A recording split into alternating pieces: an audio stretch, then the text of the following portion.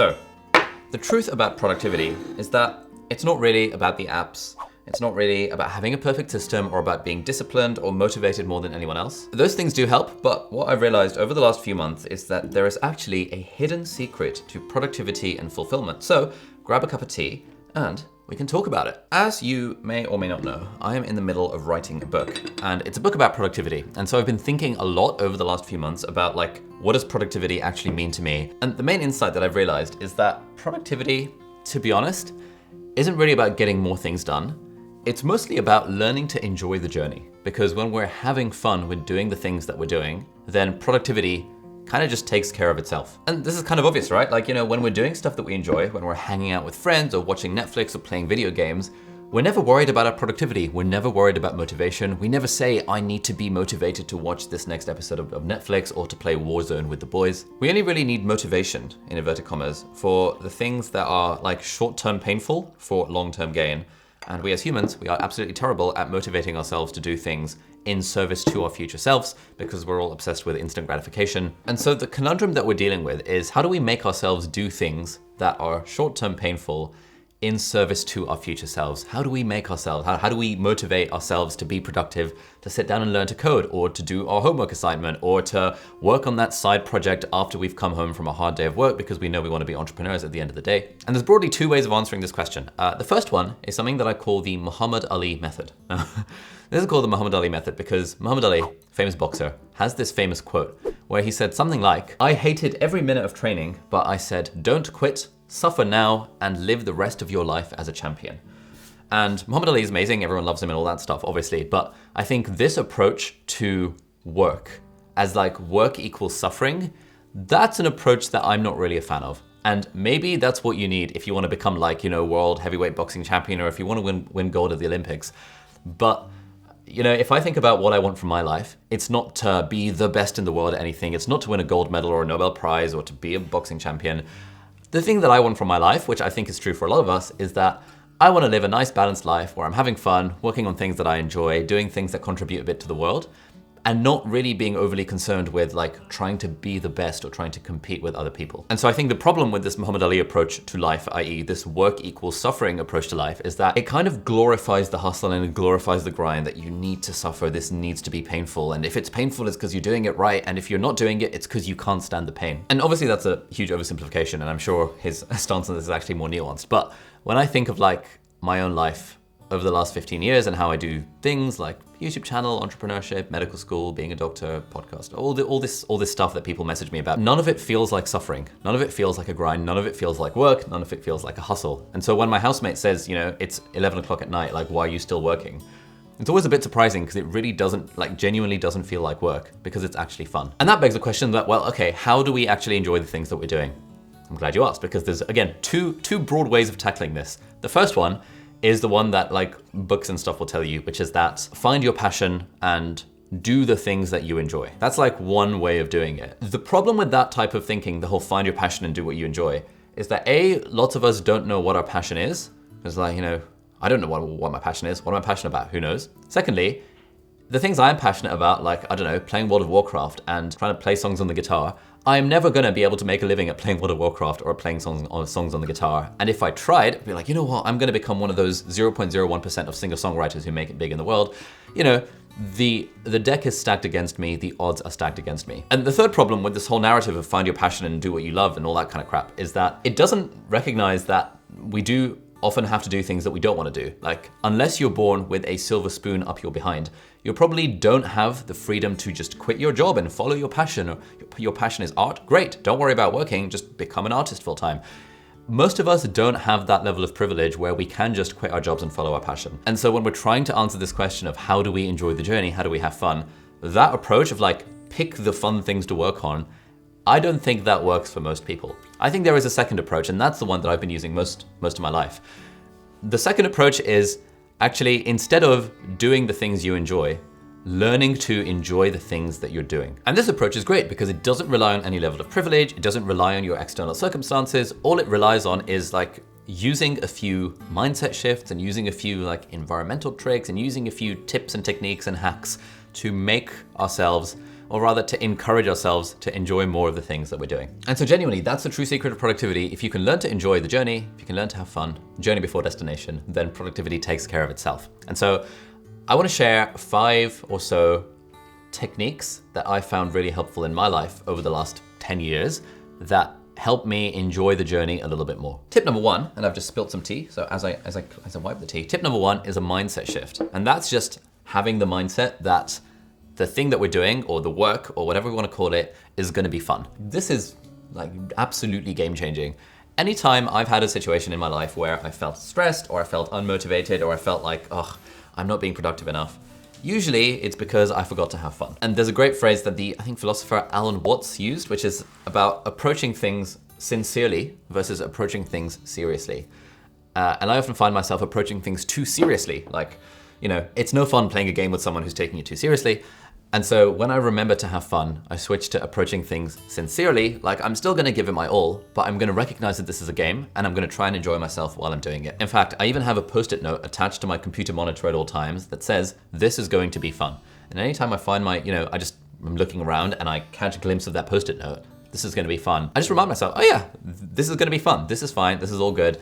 I don't need to feel that work is suffering. I can just treat it as a game and have fun along the way. Tip number 2 is all about turning things into a game. Now, this used to be a very popular corporate speak thing back in the day, I think like 10 years ago. Gamification, it was all about gamification.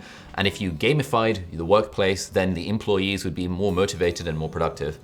And so the word gamification, a lot of people now vom a little bit in their mouths when they hear it, because it just sounds so, it harks back to that era. But I think gamification is actually absolutely game changing. So for example, when I was going through medical school, in my first year of med school, I really, really struggled because I had the mindset of this is supposed to be hard. And I just didn't have the thought I could treat this as a game. But in my second year of medical school, I started treating things more as a game. And so when I would make my revision timetables, I'd kind of write down all the subjects I needed to know, and then I would color code them based on how well I knew them. And so they would all start off as red, and then as I got better at them, they'd go yellow, and then they'd go green. And just that kind of color coding helped me think of it more as a game. And so when I'd be studying, I'd be looking forward to testing myself with active recall, and then I'd be looking forward to that box on my Google Sheet turning green. And just that added element of gamifying the process made it so much more fun to study.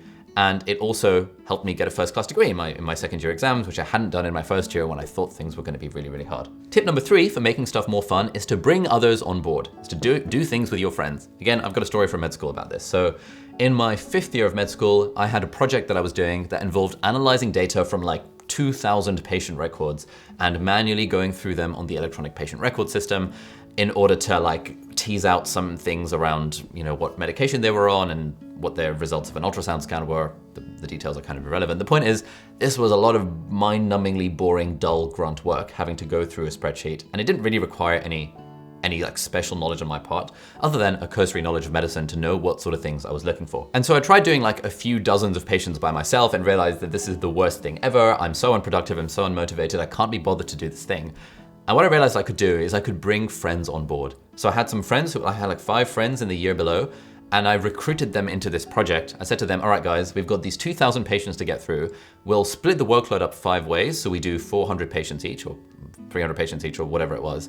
And then we'll all get our names on the paper that we ultimately try and publish out of this thing. And so in one evening, we just managed to get this done. We went to the medical school library, sat in the computer room, the 5-6 of us. We ordered pizza, we had a bit of takeaway, we had donuts from the hospital canteen, and we just banged out these this work over the space of about 4 hours. And genuinely it was quite fun. We had music in the background, it was good times all around. And so we got through all 2,000 patients, we wrote out the paper, it got published, so we got our names on the publication. And that paper even ended up getting presented at a conference in Singapore, where I flew with some other friends and we presented it there, and it was really cool.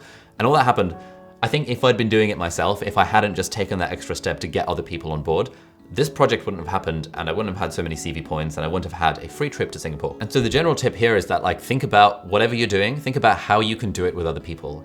When I was in med school, again, studying for exams, but with friends around me, just made everything much, much more fun. And there are all sorts of aspects of our lives in which we can apply this principle. Tip number 4 is to actually really think about setting the appropriate stage for our productivity in service of this thing of we want to be trying to have more fun. And so for me, I often think about the tools and the environment around me as making something more fun. So for example, if I have a nice little teapot, it's in blue, blue's my favorite color, and this coral mug, this is kind of nice. I've got my MacBook here, I've got a little sleeve on it, case thing.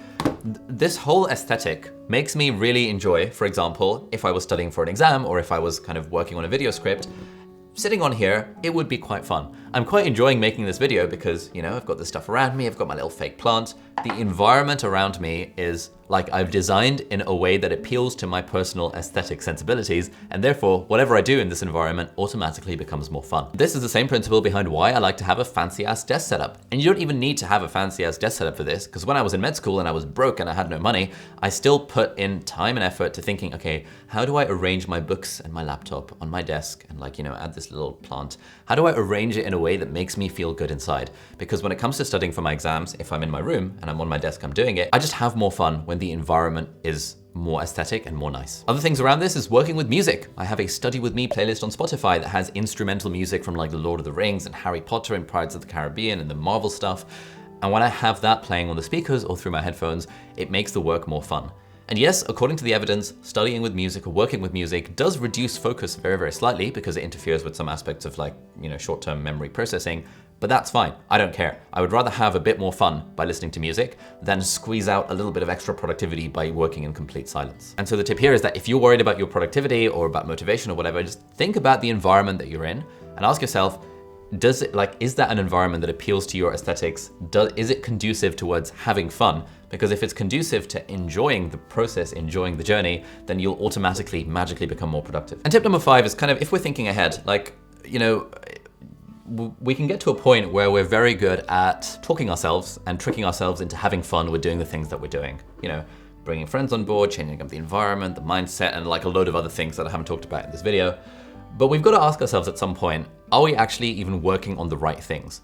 Because if you have a job that feels ultimately meaningless, then there's only so much hacking that you can do to make yourself enjoy it. But the fact that it's ultimately meaningless will come back to bite you and you'll be unfulfilled because the job is ultimately meaningless. And this question of meaning is like a really important part of productivity because, you know, there's very little point in driving 100 miles per hour if you find yourself driving in the wrong direction. There's another metaphor I like, which is that there's no point climbing up a ladder if the ladder is leaning against the wrong wall. And so the question becomes, how do we find the things that are meaningful to us, that feel worth pursuing? Honestly, I don't have the answers, but there are lots of exercises that I found really helpful for thinking about the question around how do we figure out what's meaningful to us. And I talk about quite a lot of these in my online classes around productivity that are hosted on Skillshare, who are very kindly sponsoring this video. At the moment, I've got 4 classes related to the idea of productivity, meaning, fulfillment, enjoyment, all of that sort of stuff. And if you want to access them, you can hit the link in the video description, and the first 1,000 people to do that, you'll get 30% off the annual Skillshare Premium membership. Even if you've already used up your Skillshare free trial, you can still use this. And other than all of my classes on Skillshare, there's also thousands and thousands of more classes on creativity and cooking and interior design and all sorts of cool stuff. But the ones that you should definitely check out first are mine. So 3 of them are around productivity. One of them is quite recent. It's specifically on productivity for creators. It talks about my secrets to productivity for doing things like this YouTube channel. And I've even got a 1-hour class that we recorded through Skillshare Live, where I was giving, I think, 3 exercises for how I personally find things that are meaningful and fulfilling to me. Again, I'm not saying I have the answers for this, but like these exercises genuinely help me make sure that the stuff I'm working on feels like it has a purpose, and that also contributes to my productivity and enjoyment of life in a nice way. So hit the link in the video description to get 30% off the annual Skillshare Premium membership, and thank you Skillshare for sponsoring this video. And if you like this video, you might like to check out the video over here, which is all about how I'm figuring out what to do with my life and how I'm trying to find ways to do stuff that's meaningful and fulfilling. So thank you so much for watching, and I'll see you in the next video. Bye-bye.